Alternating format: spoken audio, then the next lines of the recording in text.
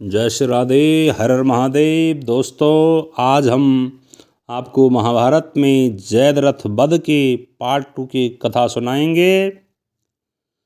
दोस्तों, जब सात्यकी मारा गया तो अर्जुन ने देखा कि मैदान में मृत से पड़े सात्यकी को भूरिश्रवा घसीट रहा है। यह देखकर अर्जुन भारी असमंजस में पड़ गया। उसे कुछ नहीं सूझा कि क्या किया जाए। वह श्री कृष्ण से बोला, कृष्ण, भूरिश्रवा मुझसे लड़ नहीं रहा है, दूसरे के साथ लड़ने वाले पर कैसे बाण चलाऊं। अर्जुन इस प्रकार श्री कृष्ण से बातें कर ही रहा था कि इतने में जयद्रथ द्वारा छोड़े गए बाणों के समूह आकाश में छा गए। इस पर अर्जुन ने बातें करते करते ही जयद्रथ पर बाणों की बौछार जारी रखी। ज्यों ही अर्जुन ने सात्यकी की ओर मुड़कर देखा तो पाया कि सात्यकी जमीन पर पड़ा हुआ था और भूरिश्रवा उसके शरीर को एक पांव से दबाकर और दाहिने हाथ में तलवार लेकर उस पर वार करने को उद्यत ही था। यह देखकर अर्जुन से रहा न गया। उसने उसी क्षण भूरिश्रवा पर तानकर बाण चलाया। बाण लगते ही भूरिश्रवा का दाहिना हाथ कटकर तलवार समेत दूर जमीन पर जा गिरा। अपना हाथ कट जाने पर जब भूरिश्रवा ने कृष्ण की निंदा की तो अर्जुन बोला, वृद्ध भूरिश्रवा, तुमने मेरे प्रिय मित्र सात्यकी का वध करने की कोशिश की है, और वह भी उस समय जबकि वह घायल और अचेत सा होकर जमीन पर निशस्त्र पड़ा हुआ था। उस अवस्था में तुमने उसे तलवार से मारना चाहा, जिसके हथियार टूट चुके थे, कवच नष्ट हो चुका था और जो इतना थका हुआ था कि जिसके लिए खड़ा रहना भी दुभर था। ऐसे मेरे कोमल बालक अभिमन्यु का वध होने पर तुम सभी लोगों ने विजयोत्सव मनाया था। तुम ही बताओ कि ऐसा करना किस धर्म के अनुसार उचित था। अर्जुन के इस प्रकार मुंहतोड़ जवाब देने पर भूरिश्रवा युद्ध के मैदान में सरों को फैलाकर और आसन जमाकर बैठ गया। उसने वहीं आमरण अनशन शुरू कर दिया।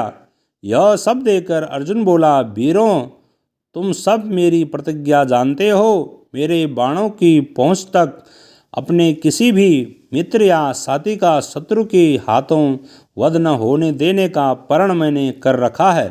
इसलिए सात्यकी की रक्षा करना मेरा धर्म था।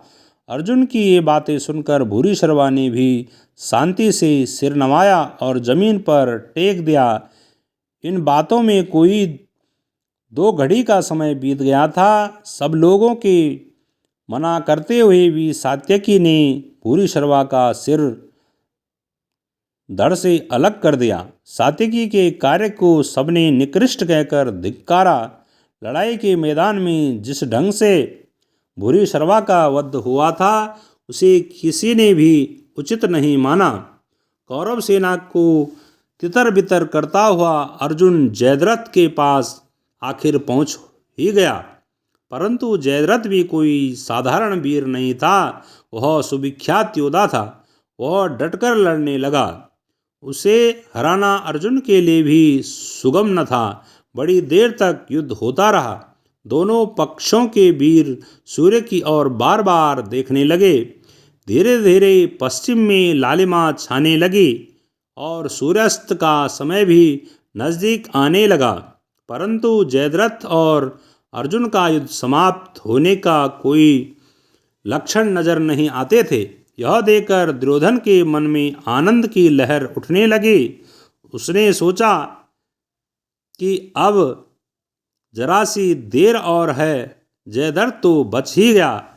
भगवान की कृपा से बादलों के बीच में भगवान सूर्य छिप गए और जयद्रथ को लगा कि सूर्य अस्त हो गया। और जयद्रथ जैसे ही सामने आया, इसी बीच श्री कृष्ण ने अर्जुन से कहा, अर्जुन, जयद्रथ सूर्य की तरफ देखने में लगा है और मन में समझ रहा है कि सूर्य डूब गया है, परंतु अभी तो सूर्य डूबा नहीं है। अपनी प्रतिज्ञा पूरी करने का तुम्हारे लिए यही अवसर है। श्री कृष्ण के ये वचन अर्जुन के कान में पड़े ही थे कि अर्जुन के गांडीव से एक तेज बाण छूटा और जयद्रथ के सिर को उड़ा ले गया। श्री कृष्ण ने समय पर ही एक चेतावनी अर्जुन को दे दी थी कि जयद्रथ के सिर को जमीन पर नहीं गिरने देना है। अर्जुन ने ऐसा ही किया। जयद्रथ के पिता राजा वृद्धछत्र अपने आश्रम में बैठे संध्या वंदना कर रहे थे कि इतने में जयद्रथ का सिर ध्यान मग्न राजा की गोद में जा गिरा। ध्यान समाप्त होने पर जब वृद्धछत्र की आंखें खुली और वह उठे तो जयद्रथ का सिर उनकी गोद से जमीन पर गिर पड़ा और उसी क्षण बूढ़े वृद्धछत्र के सिर के भी 100 टुकड़े हो गए। जब युधिष्ठिर ने जान लिया कि अर्जुन के हाथों जयद्रथ का वध हो गया है तो उन सबके आनंद की सीमा न रही।